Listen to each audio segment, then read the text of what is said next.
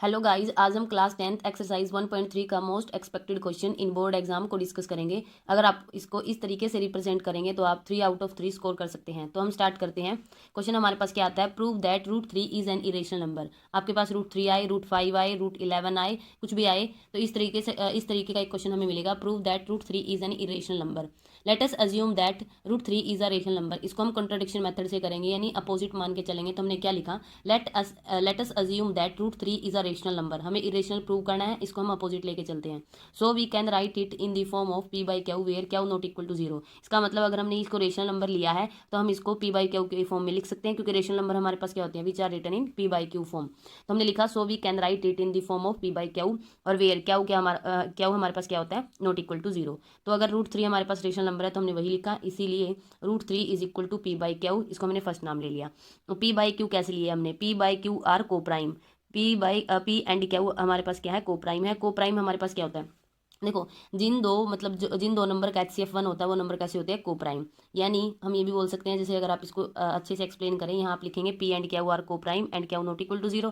उसके बाद अगर आप ये अलग से दिखाएंगे कि को प्राइम नंबर्स क्या है, तो मतलब एग्जामिनर पे ये इम्पैक्ट जाएगा कि आपकी क्वेश्चन पे अच्छी पकड़ है। तो coprime means there is no factor between p and q other than 1। मतलब जो p क्यू जो हमने को प्राइम लिए हैं उनके बीच में कोई भी फैक्टर नहीं है 1 को छोड़ के। जैसे हमने लिखा 3 और 5, तो जैसे p एंड क्यू हमारे पास अगर होते, यानी p और क्यू के प्लेस पर अगर 3 और 5 होता, तो इन दोनों में 3 को हम ऐसे लिखेंगे 3 1 जा, और 5 को हम ऐसे लिखेंगे क्योंकि हम HCF ऐसे निकालते हैं ना। तो इन दोनों के बीच में कोई कॉमन फैक्टर नहीं है, मतलब इनका HCF क्या है, 1 के अलावा कोई HCF नहीं है। तो हम लिखेंगे coprime means there is no factor between p and q other than 1। मतलब जो p बाई क्यू की फॉर्म हमने लिखी है वो p एंड क्यू नंबर कैसे हैं, को प्राइम है। इसका मतलब इनके बीच में 1 को छोड़ के अदर कोई फैक्टर नहीं है। उसके बाद हमने फर्स्ट का क्या किया, स्क्वेयरिंग बोथ साइड।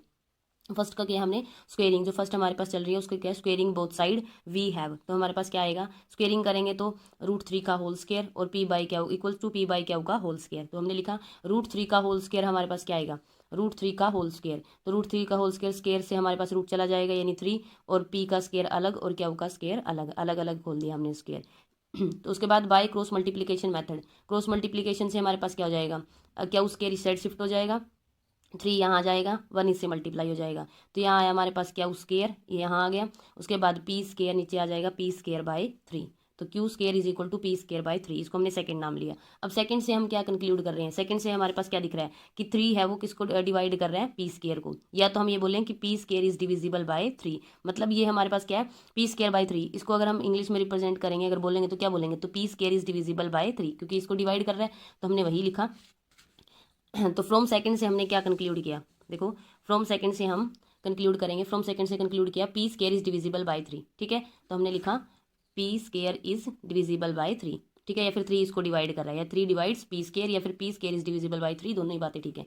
तो p square is divisible by 3। उसके बाद हमने थ्योरम पढ़ी है 1.3, अगर a स्क्वायर किसी को डिवाइड कर रहा है देन a भी अगर a स्क्वायर किसी से डिविजिबल है तो a भी डिविजिबल होगा। तो हमने लिखा अगर p स्क्वायर डिविजिबल और डिवाइड अलग अलग चीज़ें हैं, इसको हम लिखते हैं, या तो हम इसको लिखते हैं 3 डिवाइड्स p स्क्वायर, या फिर हम लिखेंगे इसको p square is divisible by 3। ठीक है, तो p स्क्वायर मतलब अगर a स्क्वायर किसी से डिविजिबल है तो a भी होगा। तो p स्क्वायर है तो हमने लिखा p इज देयरफॉर, यानी ये 3 जो हमारे पास डॉट होते हैं किसको रिप्रेजेंट करते हैं, अगर एक ऊपर है 2 नीचे हैं तो देयरफॉर, अगर ये 2 ऊपर और नीचे होते तो बिकॉज।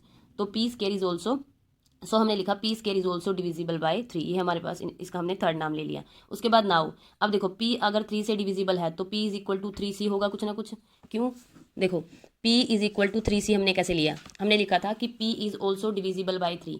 अगर p 3 से डिवाइड है, मान लीजिए, मतलब p हमारे पास 12 है और वो 3 से डिवाइड है, इसका मतलब ये कब डिवाइड है, 12 को जब हम इसको 12 को जब हम ऐसे लिखेंगे 4 3 जा और 3, ये तभी इससे कट रहा है ना, मतलब 4 तो कुछ भी वैल्यू आ रही है। और जब ये पूरा मतलब पूरा का पूरा 12 में अगर 3 पार्ट होगा तो 3 से 3 कट जाएगा, मतलब 3 का पूरा पार्ट होगा, तभी ये इससे डिविजिबल है। तो इसलिए हमने लिखा 4 के प्लेस पे, यानी 4 5 कुछ भी हो सकता है। जैसे 15 लो, 15 3 से डिविजिबल कब होगा, यानी जब इसको हम 3 इंटू 5 और 3 से 3 गया यानी 5, या फिर 3 5 जा लिखते हैं ना 15, तो ऐसे ही जाता है एक बार। तो देखो 3 इसका पूरा पार्ट इसमें है तो हमने लिखा 3, और 5 आया, आंसर 4 आया, कुछ भी कोई भी इंटीजर आए उसका नाम ले लिया हमने c। इसका मतलब हम p को इस तरीके से लिख सकते हैं ना, p is equal to 3c। तो हमने वही लिखा p is equal to 3c where c is any integer, कोई भी इंटीजर हो सकता है।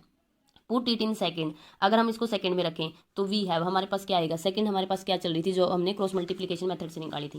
देखो सेकंड थी हमारे पास क्यू का square is equal to P square upon 3, ये हमारी सेकंड थी। इसमें हमने क्या लिखा, हमने क्या माना, p is equal to 3c, तो p के प्लेस पे हमने क्या लिख दिया 3c, बाकी as it is. Q square is equal to p के प्लेस पे हमारे पास क्या आ जाएगा 3c का होल स्केयर अपॉन 3। उसके बाद अगर हमने इसको सोल्व किया, q square is equal to 3 का स्केयर यानी 9 और c का यानी c square upon 3 as it is. देखो Q square is equal to 3c square, 3 1 जा 3, 3 3 जा 9, तो 3c स्केयर हो गया। तो अभी देखो इसको आगे क्या किया हमने, ये इंप्लाइज दैट का साइन है, मतलब आगे आगे क्या क्या चल रहा है इसमें। तो देखो Q square is equal to 3c square, तो क्यू स्केयर 3 को डिवाइड करेगा, q square upon 3 is equal to c square, मतलब क्रॉस मल्टीप्लिकेशन से लिख दिया हमने। इसके नीचे आ जाएगा q square is equal to q square upon 3 is equal to c square, ये हमने इसका नाम हमने लिखा फोर्थ। अब फोर्थ से हम क्या कंक्लूड कर रहे हैं, ये सेम p वाली कंडीशन बन गई जो हमने सेकंड में देखा था। उसमें p स्केयर किससे डिविजिबल था 3 से, इसमें इस फोर्थ में से हमें क्या दिख रहा है, या तो हम ये बोलें कि Q square is divisible by 3, या फिर 3 किसको डिवाइड कर रहा है क्यू स्केयर को, 3 डिवाइड्स क्यू स्केयर, और Q square is divisible by 3, आपकी मर्जी कुछ भी लिखें। तो फ्रॉम फोर्थ से हमने लिखा Q square is divisible by 3, इसका मतलब अगर क्यू स्केयर डिविजिबल है थ्योरम 1.3 से, तो क्यू भी डिविजिबल होगा, तो क्यू इज डिविजिबल बाय 3, इसको हमने फिफ्थ नाम लिया।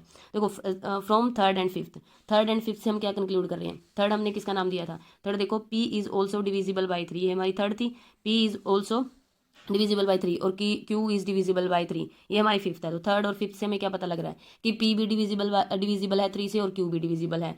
तो from third and fifth we can say that p and q having common factor 3 which is other than 1, मतलब कि p एंड क्यू में कॉमन फैक्टर है जो कि 1 से अलावा है, क्योंकि ये डिविजिबल हो रहे हैं ना किसी और चीज़ से, मतलब अगर कॉमन फैक्टर है तभी डिविजिबल हो रहे हैं, अगर कॉमन फैक्टर नहीं होता तो डिविजिबल नहीं होते। तो p एंड क्यू के मतलब बीच में हैविंग कॉमन फैक्टर है जो कि 1 से अलग है, यानी 3 इनमें कॉमन फैक्टर है जो कि 1 से अलग है, मतलब ये भी 3 से डिविजिबल है, वो भी 3 से डिविजिबल है, यानी दोनों ही 3 से डिविजिबल हैं। इसका मतलब इनमें कॉमन फैक्टर हो गया अदर देन 1। तो दिस कंट्राडिक्ट्स अवर अजम्पशन, लेकिन ये तो हमारी कंट्राडिक्ट हो गई हमारी अजम्पशन से। क्यों, क्योंकि हमने तो क्या माना था, को प्राइम लिए थे और p और क्यू कैसे थे, जिनके बीच में मतलब जिनका कॉमन फैक्टर 1 था, लेकिन ये अदर देन 1 आया, इसका मतलब दिस कंट्राडिक्ट्स अवर अजम्पशन, यानी हमारी पोजीशन क्या थी, रॉन्ग थी। हमारी सपोजिशन रॉन्ग क्यों आई, this arises because our assumption, मतलब ये अलग क्यों आया, ये कंट्राडिक्ट क्यों किया, क्योंकि this arises because our assumption is wrong, क्योंकि हमने मतलब जो हमने लेके चले थे या हमने माना था वो गलत था। Hence √3 is an irrational number, इसका मतलब है हम प्रूव कर देंगे कि √3 क्या है, इरेशनल नंबर है।